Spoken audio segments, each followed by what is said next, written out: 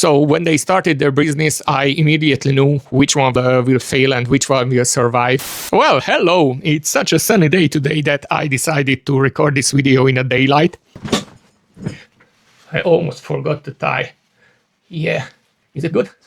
Yeah. Let's do it. Today I'm going to talk about how to start a business in the Balkans. If this is the first time you don't see my face, I'm t-shirt and tie, and welcome to Purgatory. So probably I have to split this video in two parts. First, one story from my family, how they started the business and how one business failed and the other one survived, and what I learned from it and how I started my own business. But let's get step by step. So I have two second cousins. Oh, it's already started, but I have many second cousins, but two of them are sisters, and both of them ended up doing a pastry chef business, and one of them failed and the other one succeeded. So when they started their business, I immediately knew which one will fail and which one will survive. And I'm curious whether you can tell in advance just by listening to the story. Both of them lived in Serbia. And since they know them, they just like to make cakes. And I think both of them had a dream to be a pastry chef at one day, but one of them actually went to school to study exactly that. The other one, I don't even know what she studied, to be perfectly honest. So the first one worked for a while in a local cake shop at the town close to her village, and she decided that, yeah, Serbia is not a good place to start a business. She will go in a town in Hungary and start a business there.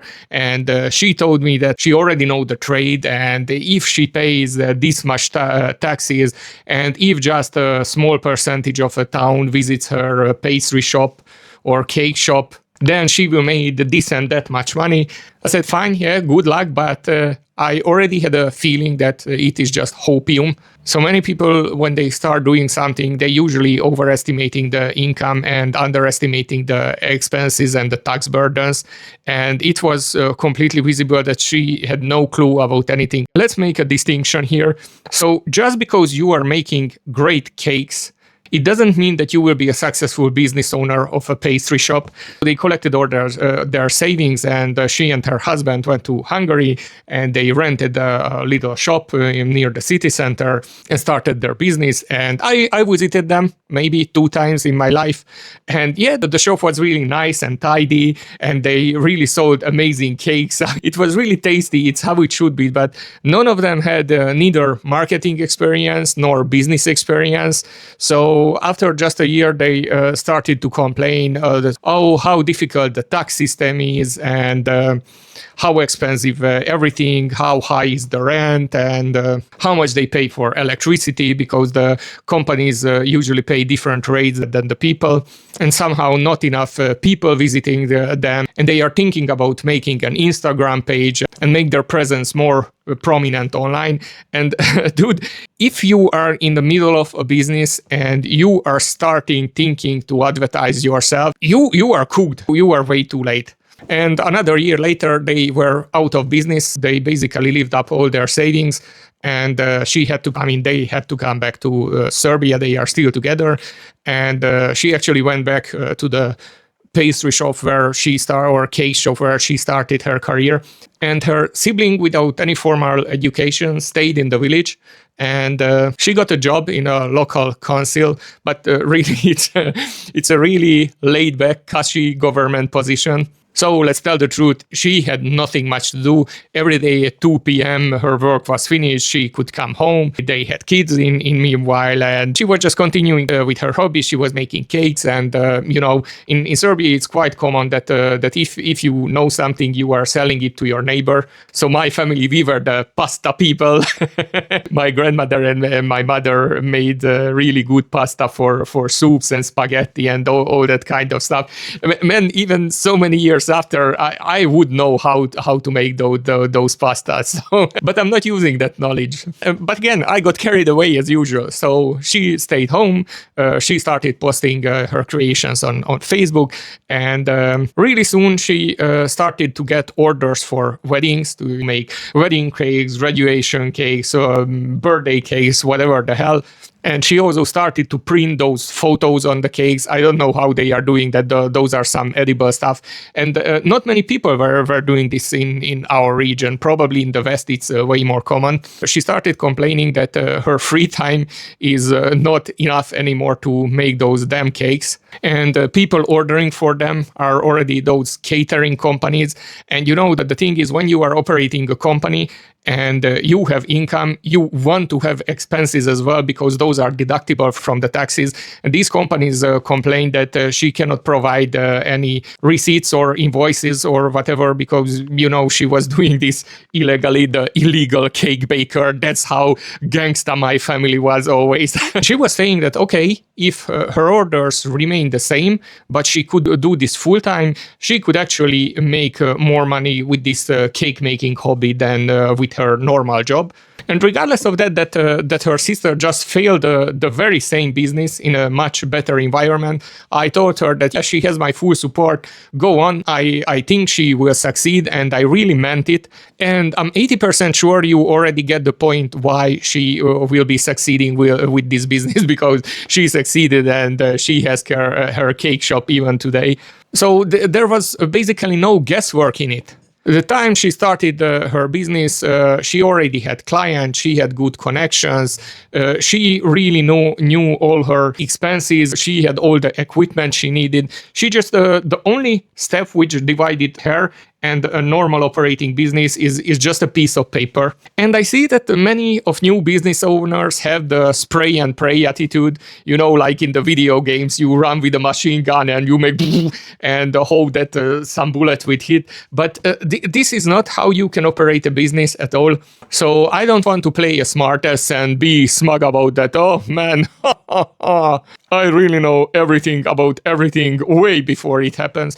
No, but even before I came to Serbia and my first business paper signed, the foundation of the company and everything, I already negotiated my salary, my contract with the company I'm working with, and they signed a letter of intent that when I finally form my own organization, they are requesting this and this job from me, so I will not spend, you know, thousands and thousands of euros just throwing out of the windows, hoping that I will succeed at the end.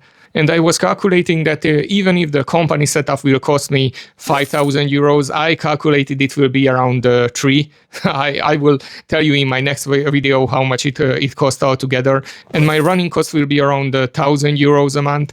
And I'm making 8,000 euros and I don't have to pay any taxes on that. It is 7,000 euros clear profit. Let's say that the running costs are doubled. Okay, I will only be 6,000 euros in profit. And my first month of work, if I will be paid out, it will be enough to cover the company foundation cost and my running cost for the next 3-4 months. It was only a cherry on the cake that I managed to find another contract and I managed to negotiate the same amount of money. So in the past 2 months, I was working for 16,000 euros a month, which is approximately a year or 2 years of average salary in Serbia. And yeah, my running cost so far, sorry, it's a superstition. People say it, knock on wood, and you know, I'm referring myself that I'm hard-headed. Anyway, so I managed to pull out more than 15,000 of real profit, which is absolutely amazing. And seems like I will be able to follow through with my idea to make this into a video series, which I will shamelessly plug it here. But there are a couple of things I failed miserably. So in the beginning of the year, this project was already in the move and I already had some idea what is coming. And I even said it in my New Year's video that I have big plans for this channel and I have big plans for this channel as well. And when I formed my company, it turned out that I have to buy a house basically for my headquarters for my company. But again, separate story. But seems like I'm completely bad at focusing at multiple things at the same time. And my plan was to document the whole journey. And no, when these opportunities showed up, it just completely took control over my life. And the second job I mentioned before, it was out of my calculations. It was completely a surprise. And I started working awful long hours. And since video editing always takes a lot of time, I just did not have time for it. So I had to decide whether I will focus on YouTube, which doesn't make me any money, or focus on contracts that will make me enough money for the next couple of years. So I don't want to bore you with the details, but the money aspect of things is an interesting one as well, because on paper I made a lot of money, but none of that belongs to me. So first it have to go through the Serbian system in this tax year, then it goes through the Maltese system, and in the next tax year. And when I finally pay it out as a dividend to myself, it might take 2 years. So yeah, I'm still cash poor. But anyway, I don't want to pretend that I don't enjoy the benefit what my company provides me. My boss is amazing. He's a tough guy, but really generous. Oh, hell. So I know that this video was all over the place, and most probably it will not come with the usual fancy editing. Bro, your editing sucks. Shut up, fancy by my standards, okay? But yeah, I just wanted to share my story with you. In my next video, I will talk to you about the details, how I actually arrived in Serbia, and what was this Welcome to Serbia program. There is a really important detail I forgot to mention. So if you are thinking about making a company in any country, there are two important things. Find a good lawyer and find a good accountant who you know that they are willing to work with you and actually help you, because that makes just life so much easier. Fortunately, I have both of them. They are expensive as f***, but they already saved me a lot of money, so it's worth it. And they know what I want to achieve, and they are willing to work with me on this, and I can openly discuss issues with them. And yeah, I think that's a basis for a good business. So join to my journey. I even finished the $1,000 from Gaming Challenge. I finally managed to close it. Give me a sec.